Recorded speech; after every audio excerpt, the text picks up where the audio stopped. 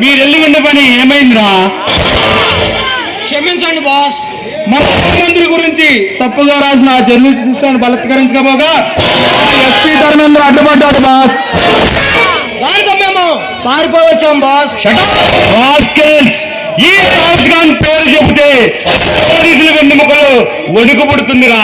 నా కాలు తప్పుడు వింటే పోలీస్ డిపార్ట్మెంట్ గుండె ఆగిపోతుంది. చెప్తే కదలే కాలం ఆగిపోతుంది. ఒక కాకి బట్టలకు భయపడి కావుమంటూ కాకుల్లా భయపడి పడతారా మీకు?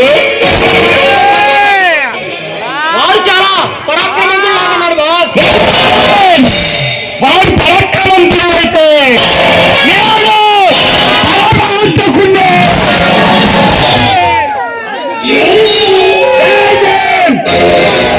ఇది ఏ దేశం రా? ఇది భారతదేశం. ఎన్ని రాష్ట్రాలు ఉన్నాయిరా? ఈ దేశానికి 26 రాష్ట్రాలు ఉన్నాయిరా. రాష్ట్రం మీద ఎవరికి అధికారం ఉంటుందిరా? ఒక రాష్ట్రం మీద ఒక ముఖ్యమంత్రికి ఉంటుంది బాస్. అంటే ఈ దేశాన్ని శాసించగల అధికారం ప్రధానమంత్రికి ఉంటుందన్నమాట. అవును బాస్.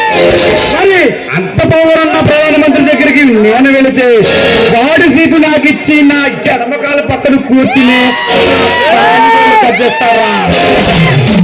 అంతగా పరిస్థితి ఉన్న ఈ దౌత్కాన్ని అంచనలో ఉండి ఏదో మారి ప్రాంతాన్ని పనిచేసే పోలీస్ ఆఫీసులు భయపడి చేస్తారా?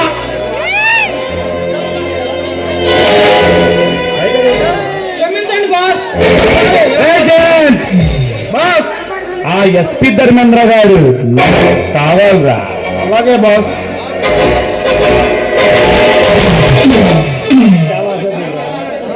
వాడు చాలా అసభ్యంగా ఉన్నాడు బాస్.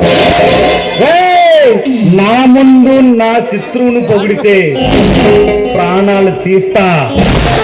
ఏమన్నా వాడు అసాధ్యుడైతే నేను అగ్గి పెరుగు.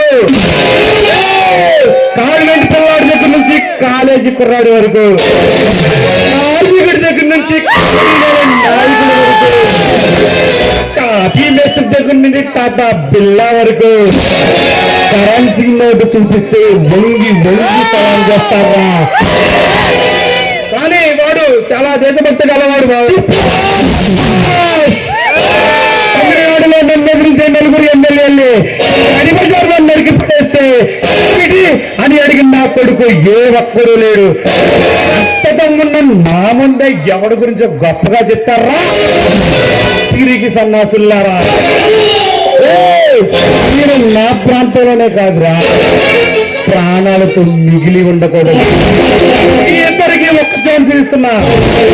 మీ అందరికి మీరు కాల్చుకొని చేస్తారా లేక నన్ను కాల్చి చంపమంటారా? క్షమించండి.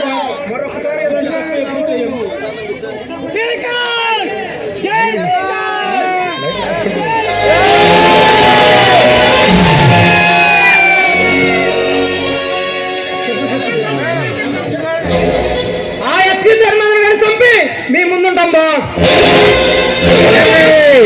ఈ దావుద్ ఖాన్ కత్తిని నమ్ముతాడ్రా. నన్ను నమ్మిన వాళ్ళు కూడా కత్తిలా బతకాలి. కాళ్ళ మీద పడి మొసల కన్నీరు కార్చకండి. మీకు 24 గంటలు టైం ఇస్తున్నా. ఎస్పీ ధర్మేంద్ర గారిని బంధించి సరే సరే లేదా నేను నమ్మిన కత్తికి బలైపోతాడు.